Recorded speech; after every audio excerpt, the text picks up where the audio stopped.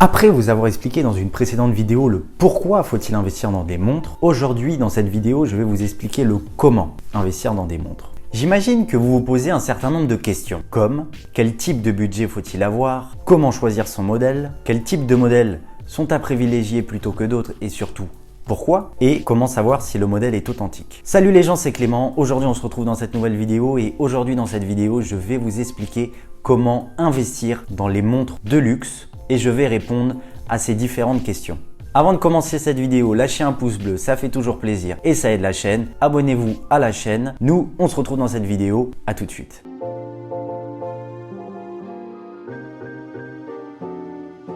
Déjà, avant de commencer, il existe deux types de marchés. Il existe le marché du neuf et le marché de l'occasion.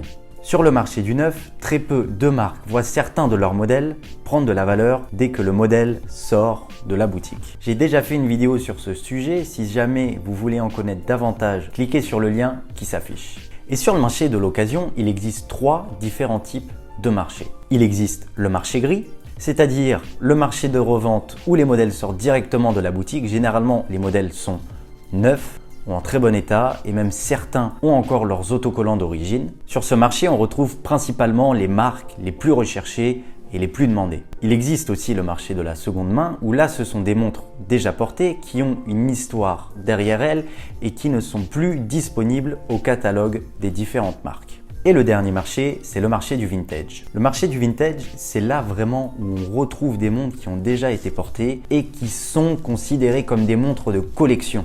Généralement, ces montres ont de très belles histoires derrière elles et sont généralement assez anciennes. Voici quelques conseils qui vous permettront de concrétiser votre investissement tout en vous faisant plaisir. Première question à vous poser, c'est qu'est-ce que vous recherchez?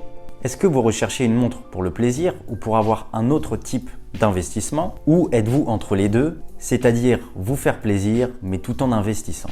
Seconde question à vous poser, c'est combien de temps gardez-vous une montre en moyenne? Est-ce que vous gardez votre montre sur le court terme, c'est-à-dire moins d'un an, ou est-ce que vous gardez votre montre sur le moyen terme, donc c'est-à-dire entre 1 an et 10 ans, ou vraiment sur le long terme, au-delà de 10 ans? Posez-vous d'abord ces questions. Ensuite, le premier conseil que je pourrais vous donner, c'est de déterminer votre budget. Il est très important de déterminer son budget, car c'est avec le budget que vous allez déterminer quel type de marque et quel type de modèle vous allez potentiellement choisir. Le budget est bien sûr un élément incontournable. Faites bien sûr en fonction de vos moyens, mais plus le budget sera élevé, plus vous allez accéder à des garde-temps haut de gamme et donc plus recherchés. Mais pour un premier achat, généralement, on reste raisonnable. Nous pouvons trouver de très bons modèles en occasion, d'ailleurs privilégiez le marché de la seconde main et le marché du vintage, car c'est là que l'on fait les meilleures affaires. Si cette opportunité vous intéresse, bien sûr, je vous conseille d'acquérir votre modèle en full set, c'est-à-dire avec les papiers d'origine, la garantie, la boîte, enfin en gros tout ce qu'il y avait lors de l'achat de la montre par le propriétaire à l'époque. Le second conseil que je pourrais vous donner, c'est comment choisir son modèle.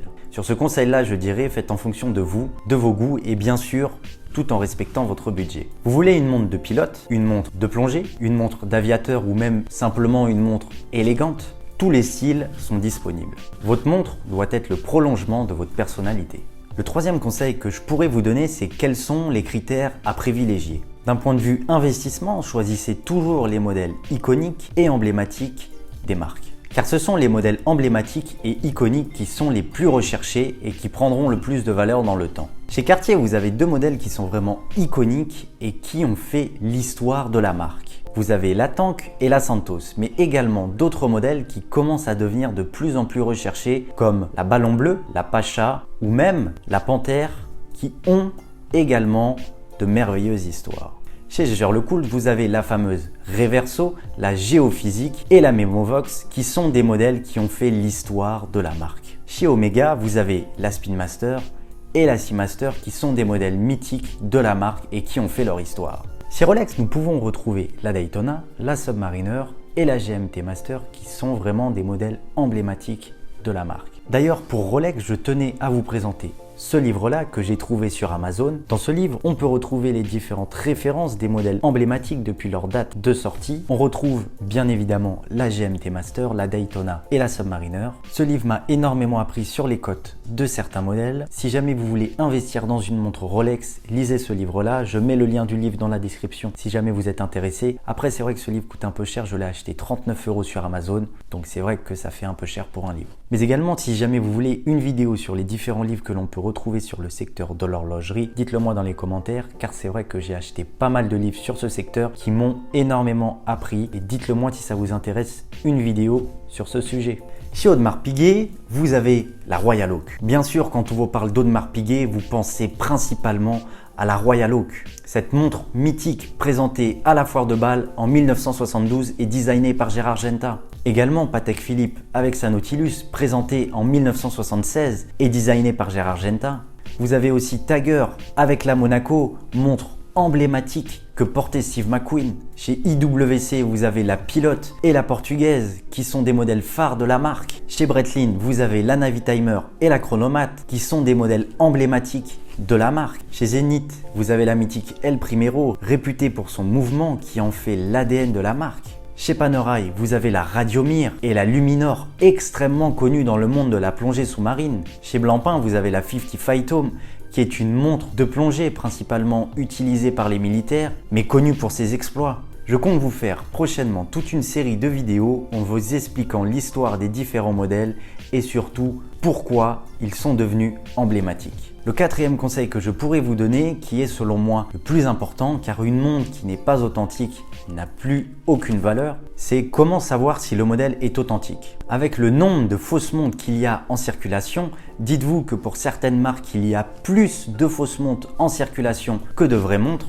donc ceci pose un énorme problème. C'est pour cela qu'il est bon de faire très attention sur l'authenticité de la montre. Pour cela, n'hésitez pas à vous rendre dans des boutiques officielles ou même chez les différents distributeurs officiels qui, eux, ont tous les outils nécessaires pour voir dans les moindres détails si votre montre est authentique. Mais également, faites très attention, notamment si vous comptez acheter une montre vintage. Vérifiez toujours à ce que les pièces soient d'origine. Il y a énormément de montres trafiquées, comme par exemple des cadrans qui ont été remplacés et qui ne sont pas du tout d'époque, ou même d'autres pièces qui ont été remplacées et qui ne sont absolument pas d'époque. Faites très attention à ça.